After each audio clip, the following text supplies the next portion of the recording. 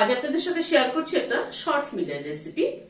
তাতে ডাল এবং লাউ পাতায় ভরা একটা পুর ভরেছি চিংড়ি মাছ এবং আলু দিয়ে। তাতে কিন্তু সর্ষে বাটা মিক্স করে খুব টেস্টি কিন্তু পুরটাকে করেছি। ওই লাউ পাতার মধ্যে এই পুরটাকে ভরে ব্যাটারি ডুবিয়ে ভেজেছি। খেতে কিন্তু দারুণ টেস্টি হয়েছে। ডালের সাথে এরকম একটা ভাজা হলে কিন্তু দারুণ জমে যায়। অত্যন্ত সিম্পল কিন্তু খেতে কিন্তু দারুণ সুন্দর। চলুন তাহলে ভিডিওটা দেখতে থাকুন। মুগ মুসুরি দুটো ডালই আমার হাতের মুঠের এক মুঠ করে নিয়েছি। জল পাল্টে দুবার ধুয়ে নিলাম। ডালটাকে একটু ভিজিয়ে রাখছি হাফ এন আওয়ারের জন্য। সসপ্যানে জল ফুটছে, ডালটা দিয়ে দিলাম। ডালটা ফুটে ওঠা অবধি অপেক্ষা করব। ডালের উপরে ফেনাটাকে তুলে ফেলে দিচ্ছি। নুন দিয়ে দিলাম হাফ চামচ। ডালটা সেদ্ধ হোক। ডালটা এই মিনিট 10 মতো ফুটলো। গ্যাসের ফ্লেমটাকে কম করে দিলাম। একটু ডাল ঘুটনি দিয়ে ঘুটে নিচ্ছি। যদিও সেদ্ধ হয়ে গেছে, তবুও এই ডালটা এমনই একটা ডাল, একটু প্লেন না হলে ভালো লাগে না। সরষের তেল দিচ্ছি। তেলে প্রথমে একটা শুকনো লঙ্কা ফোড়ন দিলাম, হাফ চামচ সর্ষে দিলাম, সামান্য পরিমাণে একটু মেথি দিলাম। সর্ষে আর মেথিটাকে একটু নাড়াচাড়া করে নিচ্ছি। দুটো টমেটোকে বড় বড় করে কেটে নিয়েছি, দিয়ে দিলাম। টমেটোটাকে দিয়ে একটু নাড়াচাড়া করে নিচ্ছি। টমেটোর মধ্যে একটু নুন ছড়িয়ে দিচ্ছি। টমেটোটাকে যদি একটু ভেজে না হয় তাহলে কিন্তু টমেটোর ডালের সেই টেস্টটা পাওয়া যাবে না। সেই জন্য একটুখানি নাড়াচাড়া করে নেওয়া।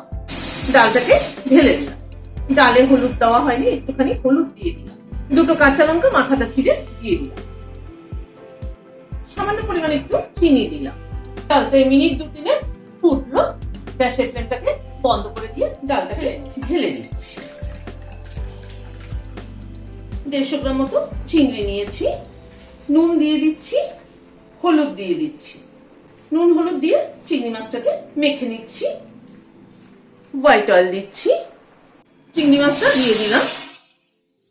চিংড়ি মাছটাকে আগে হালকা করে একটু ভেজে নিচ্ছি। চিংড়ি মাছটাকে ভেজে তুলে নিচ্ছি। আর একটু হোয়াইট অয়েল দিয়ে দিচ্ছি। এখানে একটা পেঁয়াজ কুচি করে নিয়েছি, পেঁয়াজটা দিয়ে দিলাম। পেঁয়াজটাকে দিয়ে প্রথমে একটু ভেজে নিচ্ছি। পেঁয়াজটাকে একটু ভেজে নিলাম। রসুন বাটা দিচ্ছি 1 চামচ মতো। আদা বাটা দিচ্ছি হাফ চামচ। আদা রসুন দিয়ে আবার একটু পেঁয়াজটাকে ভেজে নিচ্ছি। আদা রসুনটা দিয়ে পেঁয়াজটাকে আবার একটু ভেজে নিলাম। দুটো কাঁচা লঙ্কা কুচি করে নিয়েছি, দিয়ে দিলাম।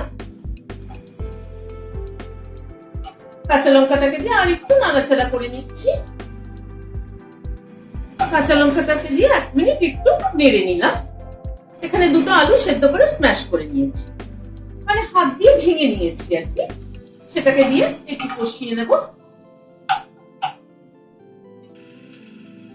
নুন দিয়ে দিলাম আন্দাজ মতো, হলুদ দিয়ে দিলাম পরিমাণ মতো। নুন হলুদ দিয়ে আলুটাকে একটু কষিয়ে নিচ্ছি। আদা পেঁয়াজ রসুন কাঁচা লঙ্কা সবকিছুর সাথে আলুটাকে ভালো করে কষিয়ে নেব। আলুটাকে দিয়ে একটু কষিয়ে নিলাম। আলুর পুরটা কিন্তু যত টেস্ট হবে বড়াগুলো কিন্তু তত ভালো লাগবে। এবার চিংড়ি মাছগুলো দিয়ে দিচ্ছি। চিংড়ি মাছগুলো এর সাথে মিশিয়ে একটু নাড়াচাড়া করে নিচ্ছি। পরিমাণ মতো একটু চিনি দিয়ে দিলাম। চিনিটা দিয়ে নাড়াচাড়া করে নিলাম।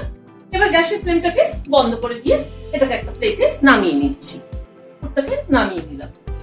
এই পুরটার মধ্যে আমি সর্ষে আর নারকেল বেটে নিয়েছি। 1 চামচ সর্ষে 1 চামচ নারকেল বেটে নিয়েছি। আমার কাছে আজকে পোস্ত ছিল না। পোস্ত থাকলে নারকেল না দিয়ে পোস্ত দিলেও কিন্তু হয়। বাট যাদের নারকেল খেতে অসুবিধা আছে তারা নারকেলের বদলে পোস্ত দিতে পারেন। অল্প একটু কাঁচা তেল দিচ্ছি।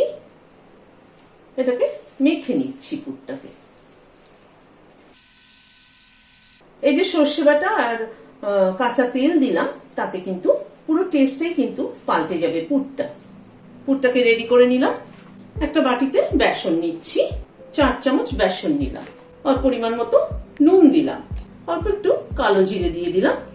সামান্য পরিমাণে একটু হলুদ দিলাম। অল্প অল্প করে জল দিয়ে একটা ব্যাটার তৈরি করে নিচ্ছি।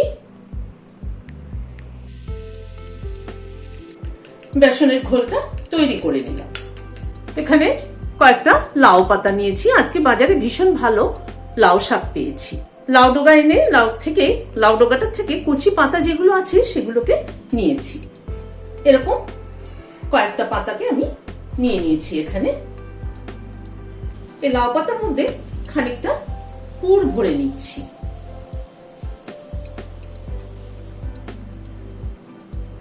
এই পাশ থেকে একটা ভাঁজ করছি, ও পাশ থেকে একটা ভাঁজ করছি। এইভাবে মানে পুরোটাকে বন্ধ করে দিতে হবে, এইভাবে পুরো বন্ধ করে দিতে হবে। এবার এটাকে বেসনে ডুবিয়ে ভাজছি। এটাকে কিন্তু টুথপিক দিয়েও আটকে নিতে পারেন, কিন্তু আমি আর টুথপিক দিয়ে আটকাচ্ছি না। আমি এই অবস্থায় বেসনে ডুবিয়ে ডুবিয়ে ভাজছি। এইভাবে উল্টো করে করে রাখছি। প্রথমে সবগুলোকে পুর ভরে রেডি করে নিলাম। চলুন এবার ফ্রাই করি। কড়াইতে সরষের তেল গরম হয়েছে। একটা করে বড়া তুলে নিয়ে বেসনের ঘোলে ডুবিয়ে নিচ্ছি।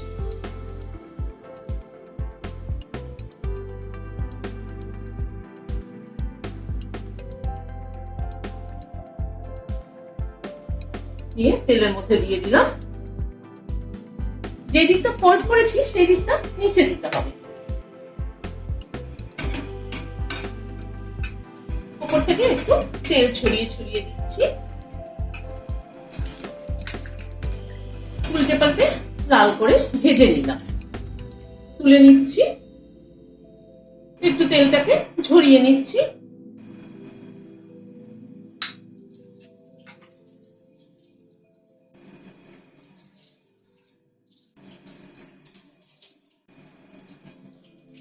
ভিডিওটা যদি ভালো লেগে থাকে তাহলে একটা লাইক এবং সাবস্ক্রাইব করার অনুরোধ রইল।